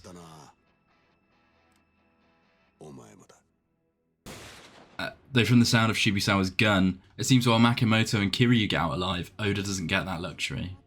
We get away to a hotel and find out the last time that Makimoto and Taichibana saw each other She was 10 and he was 15, and it turns out she's been looking for her brother too. Though Kiryu makes a promise that she'll see him again, and with that, chapter 13 comes to a close, and we inch ever so closer to the finale. Chapter 14 opens up with Kiryu returning to our homeless friends in West Park, the plan being to hide out here for a short while until we can make contact with Taichibana again. They offer to watch Makamoto while we go to Little Asia, as they owe us for the homeless hunter situation before. We find Taichibana with his kidneys on the verge of having blown up before he finds out Makamoto's in Kamurocho. We fill him in on Oda as well, to his surprise and shock. He fills some of our blanks from before that he knew the owner of the lot since before the events of the game, that he's been working with Kazuma for his sister's safety, and so that Kazuma could stop Dojima from taking over the Tojo. The formation of Taichibana Real Estate was a move by Kazuma, and it's all been playing out as expected. We get a rather touching discussion with Taichibana about his feelings, as he's finally about to see his sister he'd spent years searching for. And just as we start to again forget it's an action game, Dojima forces storm Little Asia, and we fight them in our makeshift hospital room. As it's such a tight room, we just swing all the hospital kit about in beast mode, and send them to the chippy. Running out back as we do and encountering a new character with one of the most Metal Gear Rising entrances I've ever seen. He pops 2 rounds into Kiryu and has Taichibana scared. He's a Chinese assassin from the mainland known as Lao Gai, translating into Old Demon if we put it straight to English.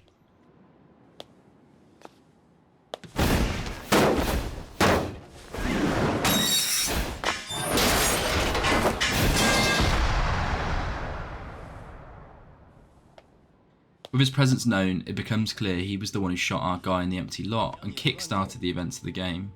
With Kiryu so riddled with bullets, Taichibana decides to go with the assassin peacefully so that we can get out alive. Kiryu passes out for I think the first time in this game, and we wake up 3 hours later in the Little Asia hospital bed. Suddenly, right as rain. Despite taking a bullet wound within, the last 5 minutes, Kiryu has his little Zenkai boost and gets out, ready with a plan of getting Taichibana out of wherever the Tojo have him locked away. Elder Chen will contact us as soon as he has the location, so we go to check on Makoto, like we've not just been shot at. I'm talking not even a hit to our speed or our health, Kiryu is on smoke. We get confronted by more Dojima goons. Nishikiyama's in their ranks and he tells us Kuze is torturing Taichibana. Nishiki jumps to our side and decides to protect Kazuma from the threat of Dojima claiming the empty lot. Bros before hoes. We both get shirtless, revealing our big back tats, and throw down on these guys. Again, another step up in difficulty in terms of the health and combat style mixes of the goons, but having Nishiki here makes it quite a fair fight. He now accompanies us in the open world, and when we go to visit Makoto, we catch them both up in a Fade to Black exposition cutscene. We phone Elder Chen and then head over to fight Kuze for the 90th time in the game. He's now gone to Team Shibusawa as opposed to Team Awano. We actually get to see the aftermath of their fun time with Taichibana, and he's had a very, very rough time. Though he doesn't squeal because he's an absolute G, he's chatting shit the whole time they're interrogating him, and calls Kuze out for being a little pocket holder to the other lieutenants. Even his subordinates do the same to him, and one of them ends Taichibana for laughing during the torture. Kuze's pissed, but before he can even react, we get one of the best scenes in the game, Kiryu giving him the 5-knuckle shuffle. The fight with Kuze and his goons is pretty cool, in part because of Kuze's cool theme. If you take out the goons first, you and Nishiki could just wail on him for free. It's like he's coded more for a one-on-one fight, and we can sadly abuse that. The chapter closes with Taichibana dying in Kiryu's arms. We were just a few minutes too late. He tells us that Lao Gai is being controlled by Dojima himself, meaning the one pulling all the strings against us and Kazuma was Dojima. Our true enemies reared his head thanks to Taichibana's sacrifice, and like all the best members of the supporting cast, he fades out as well. We swear to him we'll look after Makimoto, and this scene turns the screw tighter for Kiryu. It's a real forged in fire moment.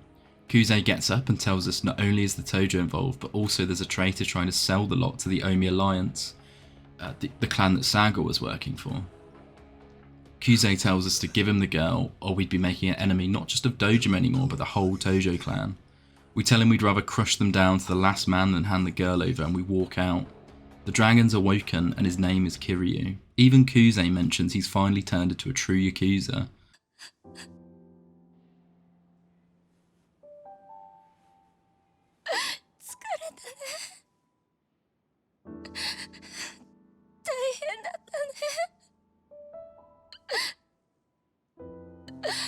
Makamoto meets us at the empty lot, and gets one final moment with her brother before he passes away. So closes out the chapter.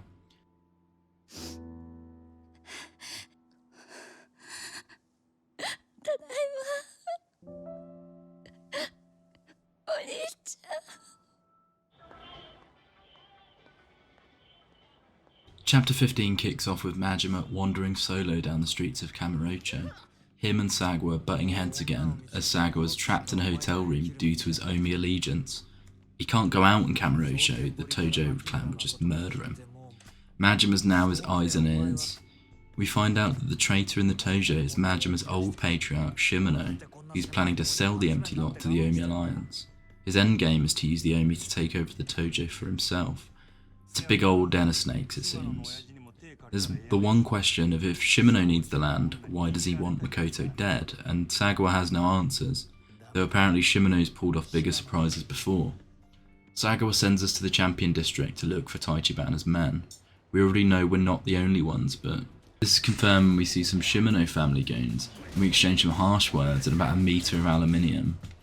Once some higher ranked members of the family come, we go with them to meet Patriarch Shimano. This guy looks like one of those fun creatures from Spy Kids, and it's clear he makes Majima just as uncomfortable as he makes me. Sagwa's also here just to say hello, and we get down to brass tacks. We fill Shimano in, and he says all is going to plan. The whole reason he sent us to kill Makoto was he knew that we couldn't do it, we couldn't kill someone. He just wanted us to hide her away somewhere safe, like we did. Shimano lets us know that Kiryu is one of Kazuma's boys. Shimano's original plan is to get Makoto to fall for Majima, then use him to make her sell the land. Turns out that our friend Sera is also alive. Shimano saw him earlier that day. Shimano gives us one ultimatum: get Makoto back from Taichibana, she'll be an honoured guest while she sells him the land, and Majima will be back in the Tojo. We're sent to find Nishikiyama, as that's the best route to find this Kiryu character. Throughout the whole exchange it's clear Majima feels shit about it. Doesn't like being taken for a clown the whole time. He gets so depressed that when he gets attacked in the street, he doesn't bother fighting back. The lights are on but no one's home, he's just going through the motions. And it's upsetting to see Majima in such a poor state.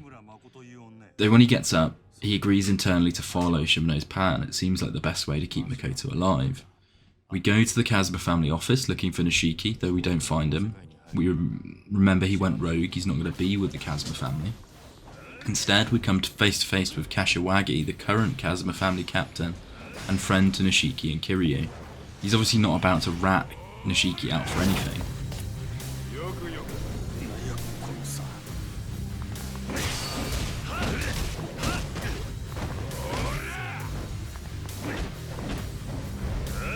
We get a real climactic rooftop fight with this guy, and in fact it's the rooftop from the Justice karaoke scenes, if you remember those.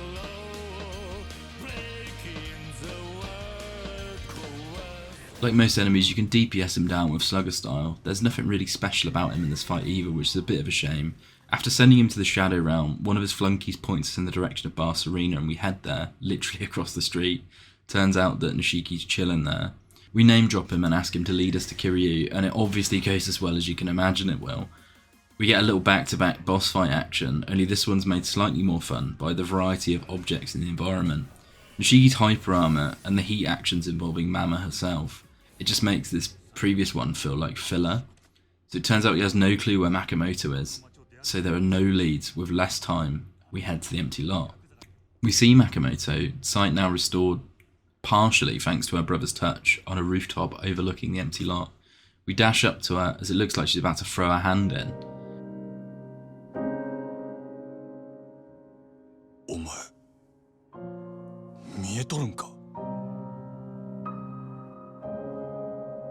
It's clear at this point Majima is in love with her, but surely they can't work out together.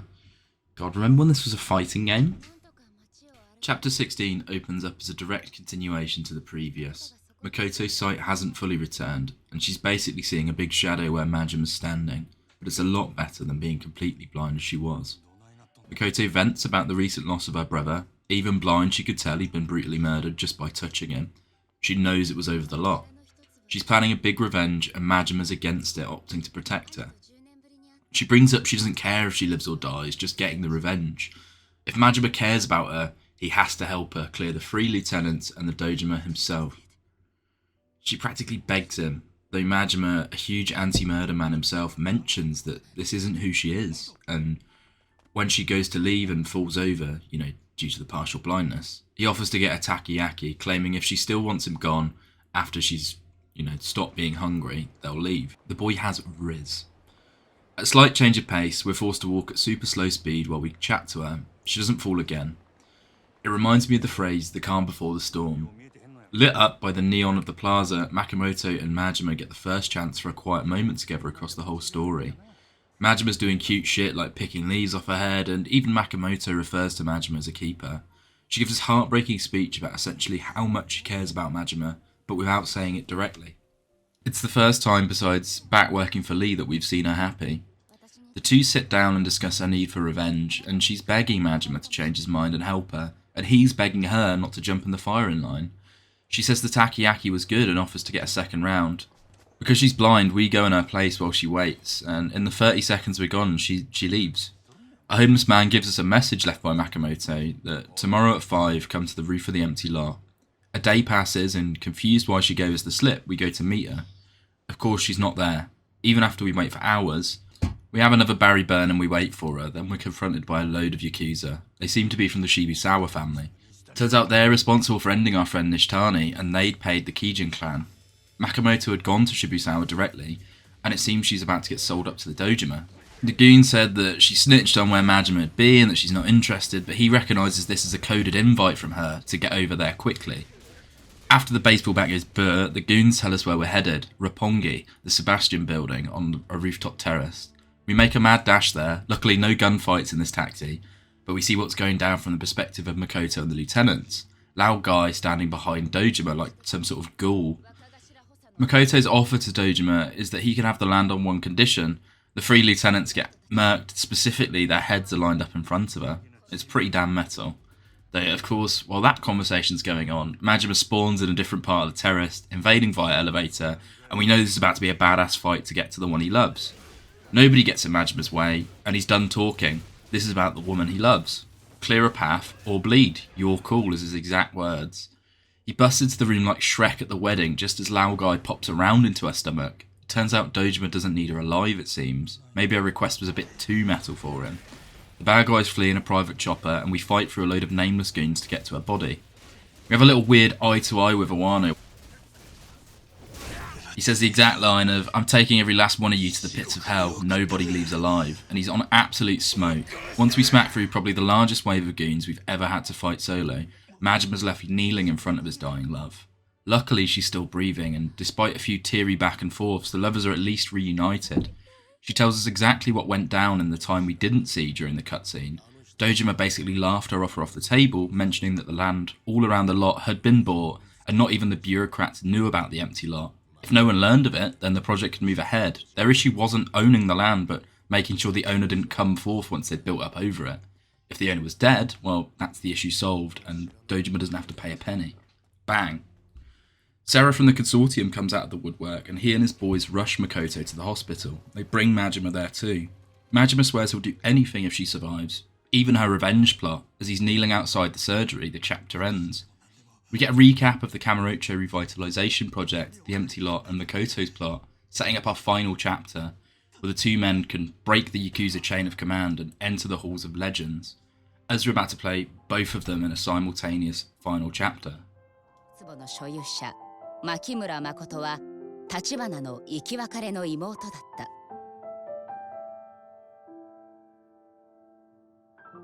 極道たちは特殊な生い立ちを持つ兄と妹に情け容赦なく牙を向く。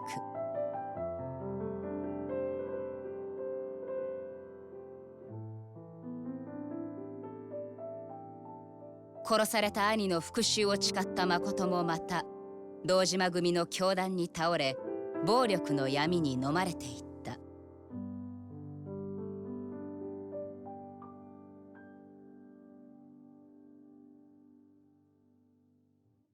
しかし、カムロ町が今まさに堂島の支配下に置かれようというこの日、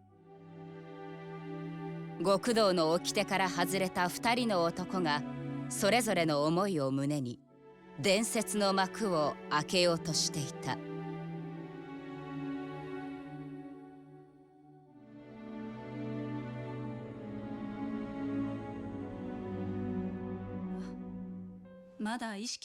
We open up pretty much just as the last chapter ended, with Majima waiting outside Makoto's surgery room. The surgery was a success, though she's yet to wake up. In fact, she may never wake up.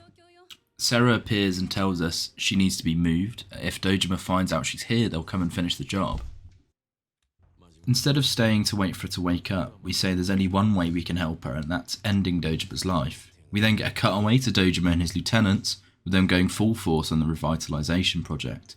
Shibusawa seemingly on the cusp of being named captain, and they all know, until everyone with ties to Kazuma's dead, they're going to have problems like Kiryu just sprouting up forever. It seems to be heading to an all-out war between the clans.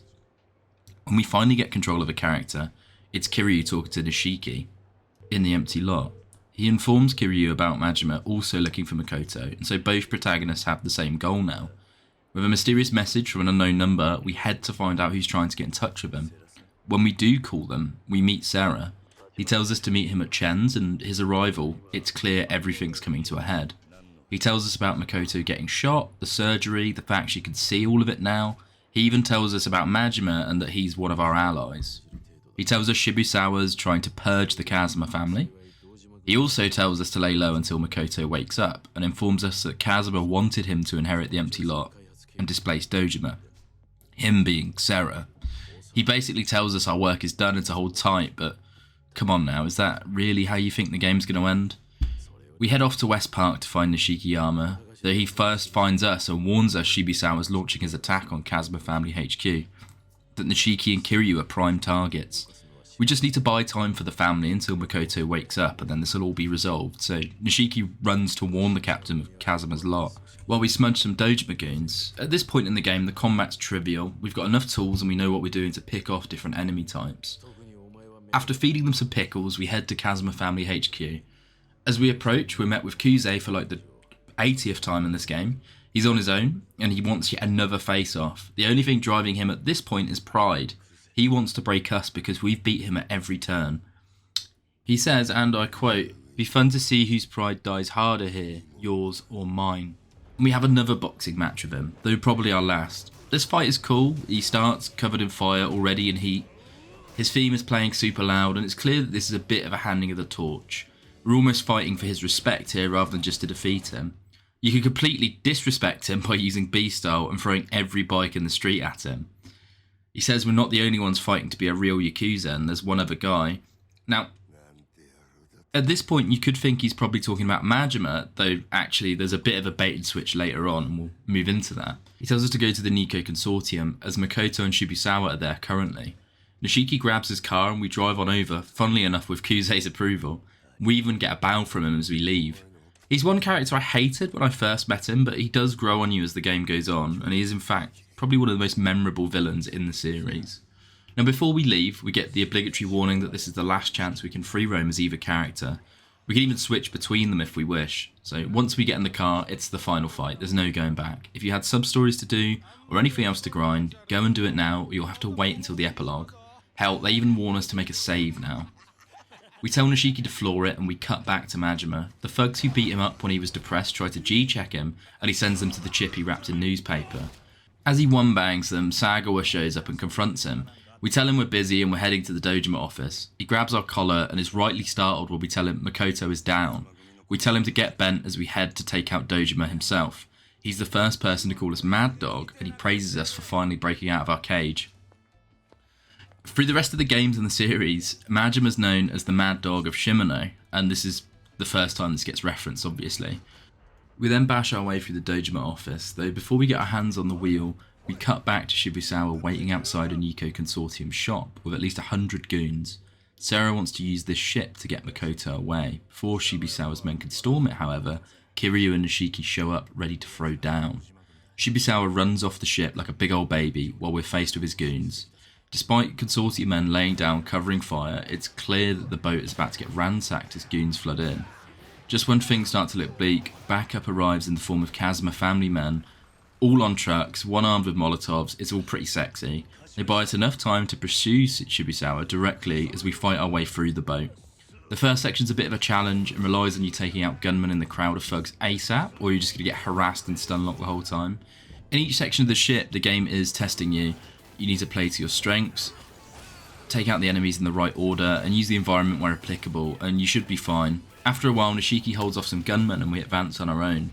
We have to be the one who ends this. We have to be the one who fights Shibusawa. The boat sections play out a bit like something from the Rush Hour films or some other similar action crime flick, until we're eventually placed with Shibusawa and a load of mini-boss flunkies. He's got Makoto, but he hasn't killed her yet. We fight through decks and decks of goons until we reach Shibusawa himself, looking icy cold, and it cuts back to Majima and Dojima HQ. And he's rehashing Kiryu's first dungeon crawl.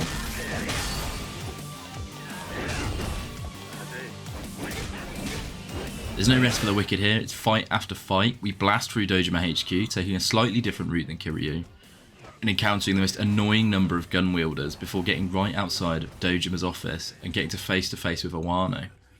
He asks us if we're here to take revenge for the girl and chastises us for fighting through Dojima HQ. We call him a dumbass for trying to live comfy while being a Yakuza, and with the second lieutenant we get an almost mirror image to the Kiryu Kuze stuff with another battle of ideologies.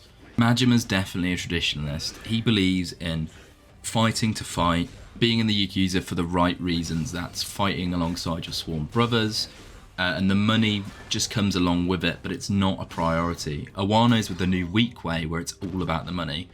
As long as that's flowing, Awano's fine. He doesn't necessarily care for combat anymore. The battles of philosophies come up loads in these games, and they definitely get you invested in the stakes. Awano pulls off his shirt and so does Majima, and they seem to bond over having fun in the hard life of a Yakuza.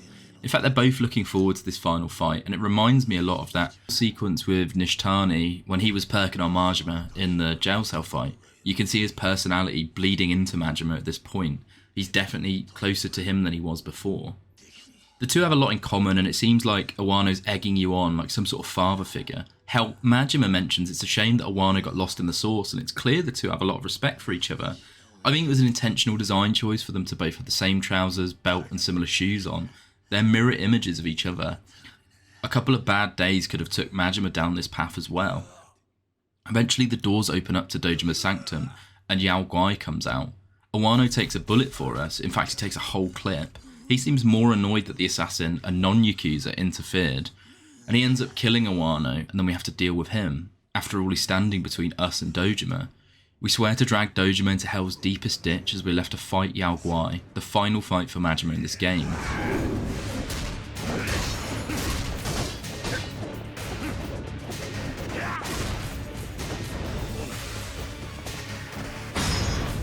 And what a fight it is. They pull no punches here. This guy runs up walls, he swaps weapons mid-fight. Hell, 3/4 through we end up in a completely different arena. This fight's a real test, and when we get to the end of it, we end up smashing Yao Guai's face in, while Dojima's firing shots at us. Turns out after sitting on your ass for so long, he's not a good shot. Sarah comes in just as we finish with Yao Guai to deal with Dojima.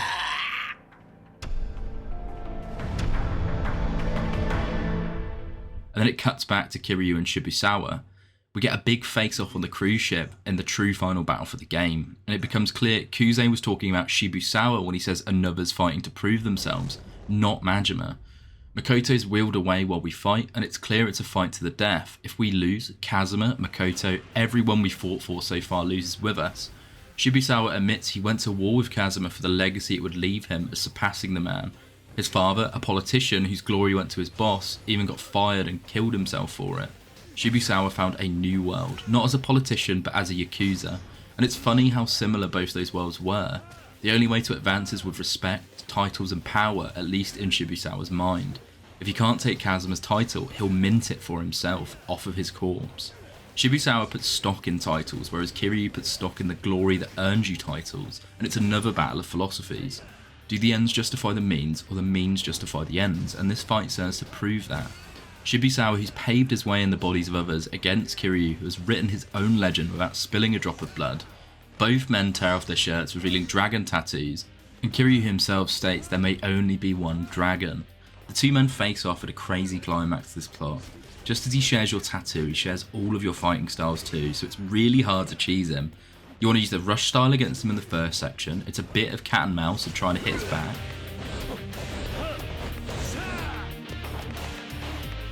It then moves on to beast style versus beast style, and you land on a floor just covered in tables and chairs.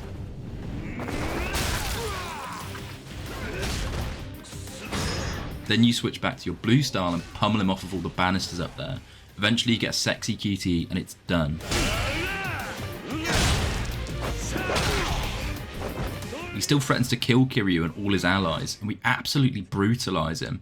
We see flashbacks of all the friends we've lost, and we take a bit of well-deserved revenge on this guy. He tells us to kill him and tells us to follow in Kazuma's footsteps as an assassin, become a true Yakuza that way. And in response, as we're about to, Nishiki spears us off like he's Goldberg and stops us crossing that line of killing someone. With our soul intact and unstained, and our brotherhood with Nishiki, we leave the boat, with the camera panning back to Sarah and Dojima. Majima's about to cross that line himself to kill so that Makoto will be free, though Sarah warns us she wouldn't want that. Her hands will be clean only because ours are soaked in blood, and there's no way to repay someone for that kind of death. Majima cries out, well, if we kill him, she'll be in pain, and if we don't, she'll be hunted. What can we do? And before Sarah drops the absolute bombshell that Makoto is woken up, that the empty lot belongs to Sarah, that the Dojima's family power has been toppled, and that most importantly, Majima doesn't have to kill anyone. Sarah admits he admires our restraint and that Makoto is free. We've saved her by our action. While we were used by Sarah just like Shimano tried to use us, at least we got to make our own decisions this time. Sarah asks Majima to bring Shimano a message. He hands him a gun and tells him to tell Shimano to take responsibility for betraying the Tojo clan. We do indeed go to deliver this message, though we manage to tell Sagawa en route that the lot belongs to Sarah now and the Omi are screwed if they think they're getting into Kamurocho. Sagawa looks deflated as we then go to tell Shimano Sarah's message. Sotenbori was Sagawa's cage too, and it seemed like it was just Majima who got out and that Sagawa's not going to. We spin it slightly and tell Shimano that Sarah wants to believe he's innocent and to show him proof. As for us, we're still a family man. We don't plan on turning in our headsman Shimano. We don't plan on popping him either.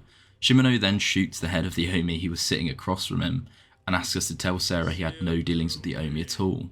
He says to us, "Let me drop some wisdom. It's the end game that matters. Ruling the world doesn't matter if you lose it the next day." And we'll see this come into play in the other Yakuza games. Now, the final epilogue lasts a total of 49 minutes in cutscenes, so to save the trouble, I'm going to cover the rest in shorthand. In the next year, Sarah becomes the new Tojo clan captain and later the third chairman, making him the most powerful man in the Tojo, and honestly the right guy to steer the ship. Kiryu rejoins the Dojima family, complete with a new oath and coloured in dragon tattoo, to help Kazuma once he's out of jail. Majima, after just back-to-back shite, adopts a new persona, entirely heavily inspired by Nishitani, as he raises every single emotional barrier he dropped during the game. Sagawa gets ended by the Omi alliance for failing to get the lot to Shimano, and Makoto lives a peaceful life with a new man after Majima bittersweetly decides it's better off for her, that the life of a Yakuza is just going to put more danger in her path. That last point tends to make people cry when they watch it firsthand. In conclusion, Yakuza 0 is a hard game to sum up in words. I liked how the plot developed and ended. It's a great game. The pacing, while off for a couple of chapters, is overall great, and the presentation's great. If you dig down into all the sub-stories and side content, this game can last you at least 100 hours. Bear in mind on Steam currently it's £15.99. I don't know the conversion for anyone not in Britbong land. I'd have to give it a straight 9 out of 10. The story alone ties the ride together, though it does raise some issues when you start looking into other games of the series, especially if this is your first experience with Yakuza. If you move straight to Kiwami 1 and 2, you'll find that Majima's hyped up to be a much more impactful character than he is in the earlier games. You're going to get a bit shocked with the graphics and gameplay downgrades. Yakuza 0, I think, however, is still a perfect starting point for engaging with the series, and if you stick with the games, they'll stick with you. Over and out, smooth brains.